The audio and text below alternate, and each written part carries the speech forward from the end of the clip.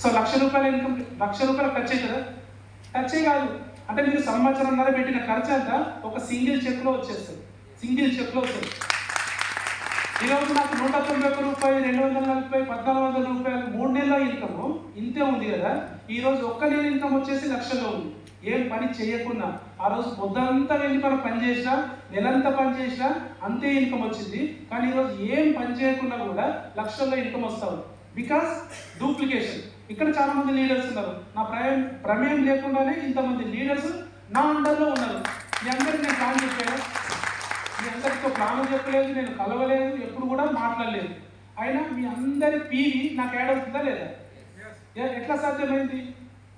So నేను బిజినెస్ను వదలలేదు కాబట్టి సో ఈరోజు ఇంతమంది మధ్యలో ఉన్నాను. ఒకవేళ నాకు ఆ రోజు ఆ వస్తువుని ఇన్కమ్గా వదిలేసి ఉంటే సో మీ అందరూ వేరే దగ్గర జాయిన్ అవుతుండేనా లేదా? జాయిన్ అవుతుండే 100%. నేను ఎక్కడో ఉంటుండే. సార్